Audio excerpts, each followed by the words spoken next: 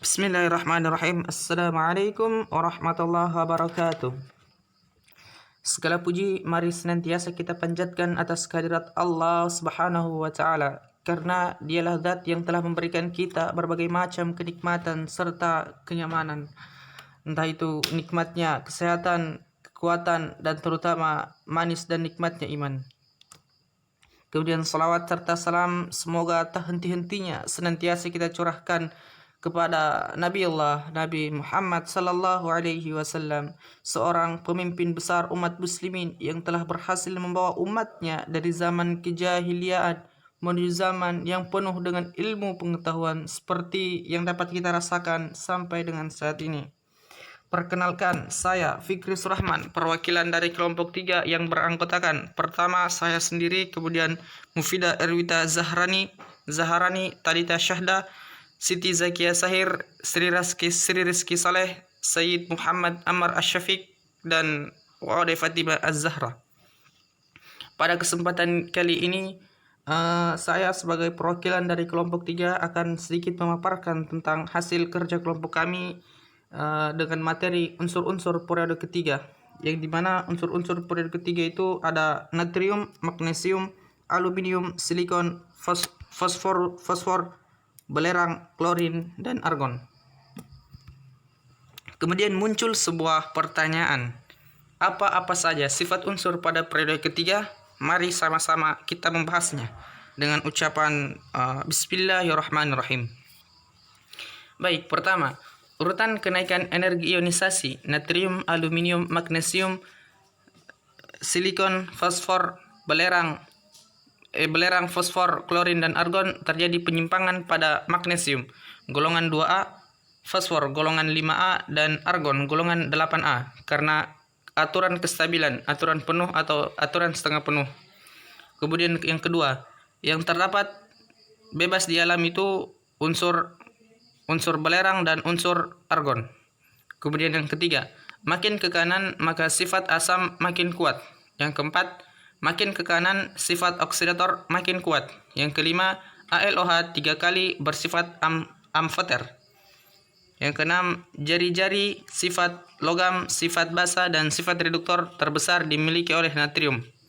Yang ketujuh, energi ionisasi terbesar dimiliki oleh argon. Yang kedelapan, elektronegativitas sifat asam, sifat oksidator terbesar dimiliki oleh klorin. Yang kesembilan, silikon merupakan unsur kedua terbanyak setelah oksigen pada kulit bumi. Yang ke-10, aluminium merupakan unsur ketiga terbanyak setelah oksigen dan silikon pada kulit bumi.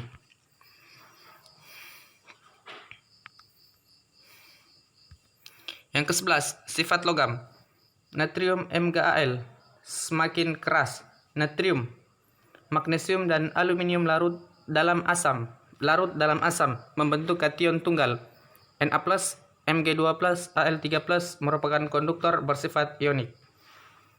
Aluminium larut dalam basa kuat bersifat amfoter. Silikon bersifat metaloid, sifat non-logam. P4, padat pada suhu kamar. Ada dua jenis unsur fosfor, yaitu fosfor putih dan fosfor merah. Fosfor putih dibuat dengan cara memanaskan batuan fosfat, pasir, dan kokas. Adapun fosfor merah dibuat dengan cara memanaskan fosfor putih pada suhu 240 derajat Celcius.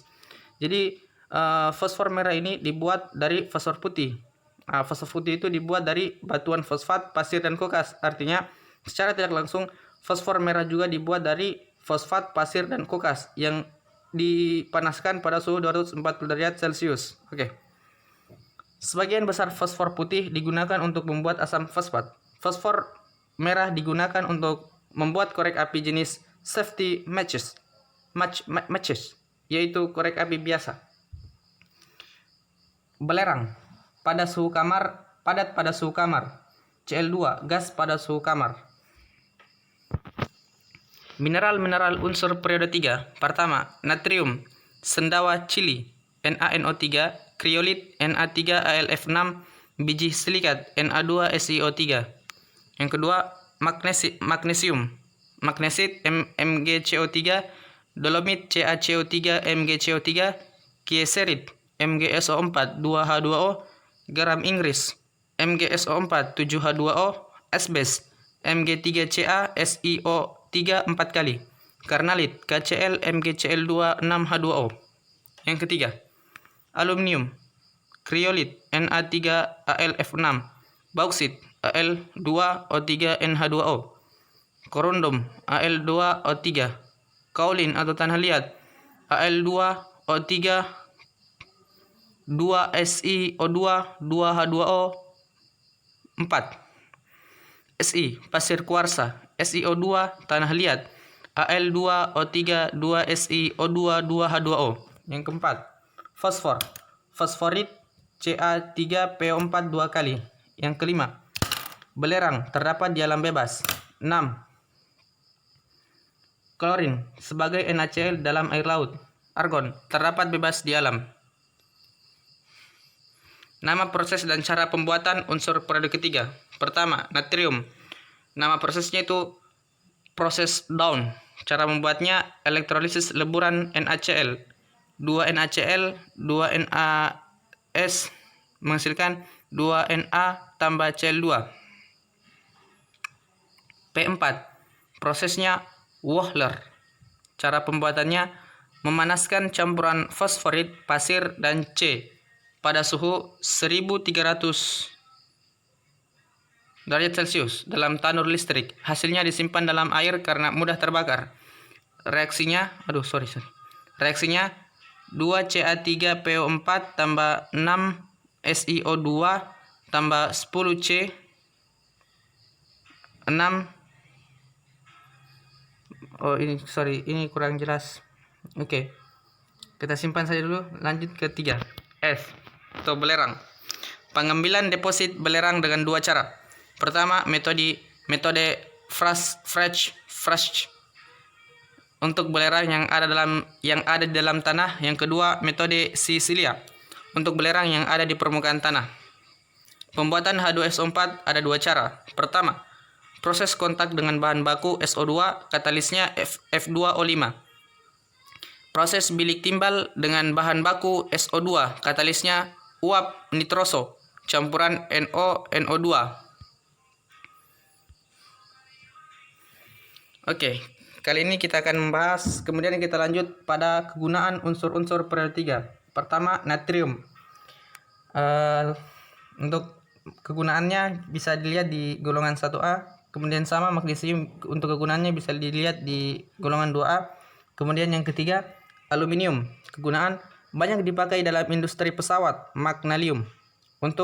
Kemudian untuk membuat konstruksi bangunan, untuk membuat magnet yang kuat. Kemudian tawas, KAlSO4 2 kali, 12H2O sebagai penjernih air. Kemudian untuk membuat logam hibrid yang dipakai pada pesawat luar angkasa. Yang keenam, membuat berbagai alat masak karena tahan panas dan tahan karat karena membentuk lapisan oksida. Yang ketujuh, menghasilkan permata berwarna-warni, sapphire, topas, dan lain-lain. ALOH 3 kali. ALOH 3 kali untuk obat mah. Kemudian unsur silikon. Kegunaannya dipakai dalam pembuatan kaca. Yang kedua, digunakan untuk membuat alloy bersama aluminium, magnesium, dan tembaga. Untuk membuat enamel, untuk membuat IC, kemudian bahan semikonduktor untuk kalkulator, mikrokomputer, dan polimer silikon untuk mengubah jaringan pada tubuh. Kemudian unsur fosfor putih beracun untuk bahan baku pembuatan H3PO4. Fosfor merah tidak beracun untuk bidang gesek korek api. Kemudian unsur belerang dipakai sebagai bahan dasar pembuatan asam sulfat H2SO4 untuk elektrolit pada aki akumulator. Kemudian digunakan dalam baterai, dipakai pada fungisida CuSO4 5H2O terusi untuk anti jamur pada tanaman dan kayu. Kemudian pembuatan pupuk NH4SO4 atau pupuk ZA. Kemudian digunakan pada korek dan kembang api. Digunakan sebagai pelarut dalam berbagai proses. Yang kelima, selanjutnya proses vulkanisasi karet. Kemudian yang terakhir, pembuatan CS2 bahan baku serat rayon. Kemudian unsur klorin bisa dilihat di golongan 7A, kemudian argon pula bisa dilihat di golongan 8A. Oke, baik, mungkin sekian dari apa yang dapat saya paparkan. Lebih dan kurangnya kami memohon maaf. Atas segala perhatiannya kami ucapkan banyak terima kasih. Semoga ini dapat bermanfaat bagi si pembaca dan juga kami sebagai penerang istilahnya. Kemudian saya akhiri dengan ucapan wabillahi taufiq wal hidayah. Assalamualaikum warahmatullahi wabarakatuh.